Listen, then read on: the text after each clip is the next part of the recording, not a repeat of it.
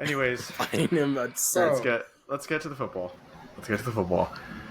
Starting off, U.S. men's national team making what could be arguably the worst decision they could have made ever. Yeah. Gregg Berhalter is back as manager, officially confirmed as of I think yesterday or the day before. He is confirmed during the game. Essentially, it was a vacation. Yeah, right before. It was essentially a vacation for him to come back to his position. What do we think about it? I mean, I give you my opinion to start off with. Worst decision in the history of U.S. men's national team.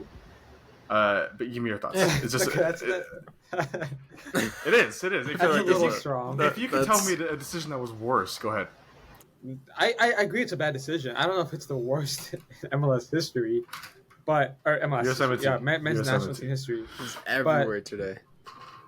Shut the fuck up. But I definitely wouldn't say it's good at all. Obviously, I think they're like Jesse Marsch. I've been a big proponent of Jesse Marsch. Has managed European football, has shown he's pretty good at what he does. And I don't know. I feel like it's definitely a bad decision, but at the same time, I mean, like, he can do something. He could do something. Like we at the World Cup, he wasn't the best. There's definitely a lot of criticisms, but he could. I mean, they still put up good performances in every game. All right. Well, I'm gonna say from an outside perspective, it's just weird, because I also feel like it's not a horrible decision based on what they had left, because Right. There wasn't a lot of managers to a point, and from the television program I was watching on Paramount, they were saying like they wouldn't pay like Jose Mourinho like a bunch of money to manage the squad, the U.S. men's national team squad, but like you wouldn't get Jose Mourinho to be your national team manager. It's just not gonna happen because he doesn't do that. So, but I feel like they were out of options because they waited too long, to an extent. But I feel like Jesse Marsch, we talked about this in previous episodes, but I feel like Jesse Marsch, I agree with you, would have been a better option. But it's going to be interesting to see what they do with, Berhalter, because I feel like with the squad they have, they're not going to go, like, yes, the World Cup is here, but I feel like round of 16, done. Same thing with Mexico, done. Even if we get out of the group stage, done. Round of 16, that's over. I feel like that's where it's over. I don't think and the Mexico or the U.S. can get past that round of 16 point personally, but I see him making the same mistakes he did in the World Cup personally. So I don't know. Will he learn? I don't think so. But it's a very interesting way, especially the right before the game where like everyone's talking about it during halftime. Just a weird thing to do. Couldn't have waited like a couple weeks after, Could have waited like until after the Nations League and right before the Gold Cup. But I felt a little bit unfair to the interim manager, because, you want to show that maybe he can do something. But, he didn't even get a chance because it was announced right before the game and everyone was talking about it instead of the manager that was already in place. Well, it wasn't announced. It was just rumored. It wasn't officially announced. It was just like someone broke the news, like a third party. So like they didn't officially announce it. It wasn't fully their fault, but they had made the decision by then. It wasn't announced afterwards. And the current interim manager is going to manage in the Gold Cup, not Berhalter. So he still has a chance. Anyways, I think like I'm going to fully disagree with everything you guys just said. If I'm being brutally honest, personally, I think. Okay, let me start with the candidates. You had a few candidates. You didn't have a good pool, but you had a few candidates I would have liked to see. Jesse Marsch, yes, that's the one thing I agree with you. Jesse Marsch could have been viewed. I wouldn't have liked it personally, but Jesse Marsch could have been a better option.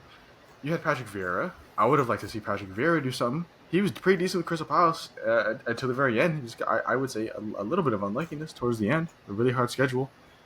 I would have liked to see him do something. I would have liked to see Thierry Henry do something with the U.S. men's national team. I don't know about Thierry Henry. I would have honestly, I would have preferred it to Berhalter. Personally, damn. I think Thierry has got something to prove, and this is a good way to do it. I would have liked to see, I forget his name, but the Hoffenheim manager, who's also American. Dago and I talked about this the other day. Hoffenheim manager, I would have liked to see him do something here. Berhalter, compared to those, is the fifth option out of those five, in my opinion. Secondly, I think with the right manager, in the 2026 World Cup, I could easily see a quarterfinals or semifinals finish for the USA. Of course, it depends on other factors as group stage and like matchups. But I could easily see if you have the right manager for the 3 years before, they could easily get past round of 16 with the squad they have now and the squad they've grown. I don't think it's clear cut. They're done by the round of 16. I think it's very easy for them to go as high as possible, like quarterfinals, semifinals. I don't want to say final, but quarterfinals, semifinals, especially in the home, I think they could easily do it. But that's with the right manager. And with Berhalter, they're not going to do that. Berhalter statistically is worse than like the past 3 managers against teams outside of CONCACAF. CONCACAF is understandable. You can be very good in CONCACAF because there's a lot of weak teams. Unlike like European Union, there's a lot of good teams. African is very equal. South America is very equal in terms of class and quality. North America is not as equal. You can be very easily just as good in CONCACAF compared to someone else. But he is really bad against opponents outside of CONCACAF. 2-0 loss to Japan, tie with Saudi Arabia, a whole bunch of other stuff. So why sign him back if you're holding an international tournament? What's the point? Why not get someone else who's, I don't want to say more proven, but has a bigger chance at excelling against international opponents? Because it's just pointless. Why sign him back? There is literally no reason to bring him back. You know how much money they put into hiring this whole committee and new director and stuff just for them to be like, yeah, we're just gonna bring Berhalter back. Like, what was the whole? Bread. Yeah, but the USMNT didn't. Like, they just give it all up. What's the whole point of it? You bring all these fancy new names in to revolutionize the U.S. men's national team and the fundamental core. Excuse me. Just for you to reassign this guy that you could have done without spending this money on the new leads. It doesn't make sense to me. Berhalter obviously has favorites. He tries too hard to bring MLS into the team. He brought Jordan Morris to the World Cup over Ricardo Pepi. Like, why? What's the point? That was bad. The past 2 or 3 games we've seen interim managers, Anthony Hudson and BJ Callaghan, free-flowing football. Really good football. They look like a team. They look like a team that's playing together, played for each other, with each other. Once Gregg Berhalter comes in, it's nothing. There is no creativity. It's just let's hope we scrape by kind of thing. So what's the point? It annoys me. It annoys me very much. I don't know if you can tell, but it annoys me very much that you make this signing again. It's just like this is the one opportunity, biggest opportunity you've had in years, decades, and you make this decision like this. At least change it up a little bit. We're trying to change what the men's national team is like, and you bring Berhalter back. It doesn't make sense. It really does not make sense. I'm okay. I'm not okay with just winning CONCACAF stuff. Nations League, Gold Cup. I don't care. It's cool. It's great. But who cares? It's pointless. It's a pointless signing. Pointless re-signing. He picks his favorites. He's had scandals Canada. Before.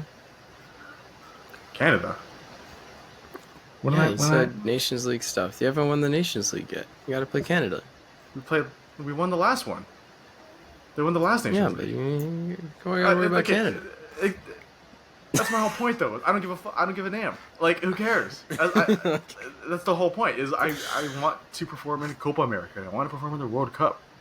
Anything else that comes with it, I don't give a damn about Nations League and Gold Cup. It's great, and I'm going to celebrate winning it. But it's just another one of the trophies in the cabinet. Like I said, there's 3 teams right now that could do any damage in in those tournaments. One of them, which we'll get to in a little bit, hasn't been doing anything in a while and can't compete with the USA on any level.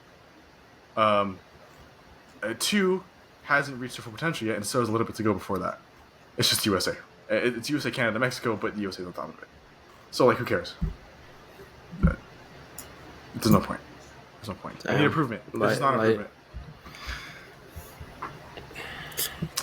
Well, they should have hired us. We've been saying this for a while, realistically. I'm just saying. We know what we can bring to the table. And we know what we can get out of the players. All 3 of us. I feel like we do a pretty good job. Sure. But at least you guys are winning. Let's be happy about that. At least you're winning something, okay?